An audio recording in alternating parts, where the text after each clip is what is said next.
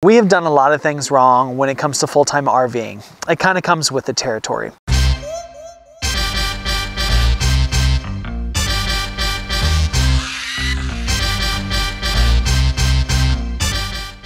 But today, we're going to talk about 7 things we absolutely nailed.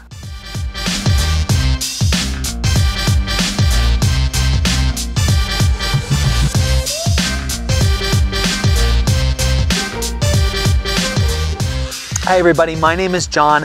I am a travel nurse. I travel around the United States taking contracts with my family, and we live in this thing. It is a 44-foot toy hauler. I've got a family of 5, myself, my wife of 20 years, 3 children and a dog, and like I said, together we do this and it's amazing. We're no ordinary path and we're happy you're here. Number 1, we started out small. In the beginning, we were watching a lot of KYD videos, and that was kind of their early mantra on. And so as we did a lot of our research, trying to figure out what trailer was gonna work the best for us, we ended up settling on the Keystone Passport, which was 37 feet long and was bigger than anything I had ever towed before in my entire life. Nevertheless, it was perfect for our family, and it felt small, especially compared to this thing. Okay. It isn't really small by travel trailer standards. In fact, it was pretty large. But because of our budget and our truck size limitations, we had to be really picky about what we could consider. The Passport Ultralight was the largest and lightest trailer that we could both afford and tow. We knew that we would be living in it with 3 kids and a dog, so the most space that we could squeeze into our budget was a must. We already owned the truck outright. We could have upgraded the truck and financed a big rig, but that leads us to the second thing that we feel we did right. We were really adamant about not having debt on the road, and so we went with the biggest thing that we could afford at the time, which was the travel trailer, not a 5th wheel. We already had a truck, and so we didn't have payments to make on it. We purchased that travel trailer instead of the larger 5th wheel because it was what we could afford at the time. We didn't want to go into further debt to get something bigger, so we stuck with what we could get into, and that was a really good decision on our part. Although we have since acquired debt 4 years into RVing, we feel that not having that debt in the beginning allowed us to travel with less stress and to save a sum of money that we ultimately used to buy a new home base and upgrade our rig. Another rule that we've had all along is that nothing goes on a credit card. If we don't have the cash, we don't go on the excursion or we don't buy the newest gadget.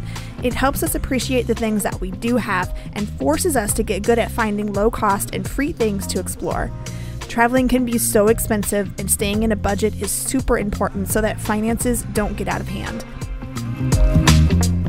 Third thing we did was purchase a warranty for the RV, and much to the controversy out there about this, that was a great decision for us because we entirely used that thing, not only just to replace and fix stuff as it broke in the RV, but we even used it to help us pay for like hotel stays when we had to have the RV worked on. It ended up being really beneficial for us, and I would absolutely encourage you to think about it. I understand that there's some risk and some people say not to do those kind of things, but for us and our story, it was really beneficial, and I feel like it was definitely the third thing that we totally nailed doing. Maybe not the truck, but the warranty for the rig, absolutely.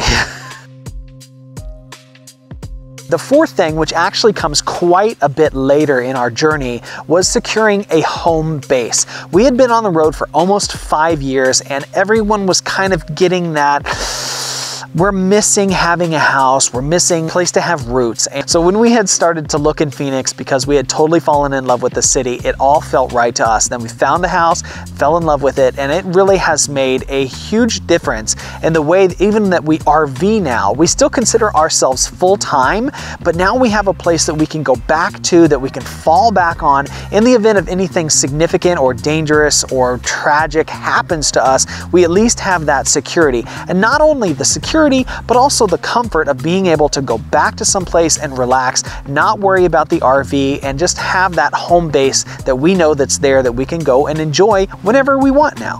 I feel like we made a fantastic decision when we chose to partner with Brooklyn Bedding and upgrade our mattresses in our new toy hauler that we purchased. Brooklyn Bedding is a fantastic company that makes super high quality stuff that's made right here in the United States and specifically in our hometown of Phoenix. But this is why it's important. Sleep is a significant thing that we all do that often is taken for granted. As somebody in the medical profession, it is super important because that is when the body heals itself the most, especially when it comes to any kind of like brain or mental health issues. 35.2% of all adults in the US report sleeping an average of less than 7 hours a night. Between 10 and 30% of adults struggle with insomnia. 25% of young children have sleeping problems or experience excessive daytime sleepiness. A lot of it is attributed to what their sleeping situation is like, and a lot of times that mattress that you're sleeping on is old and uncomfortable, or the temperature is not right. There are a lot of different things out there that screw up your sleep, but the mattress is a foundation that we need to have that is good for the body. We're always concerned about other things, and we really oftentimes take the sleeping platform for granted, and that's where Brooklyn Bedding comes in, being a very high quality mattress. As a family, we recently stayed in a hotel while we were visiting Cape Cod, and we were all so excited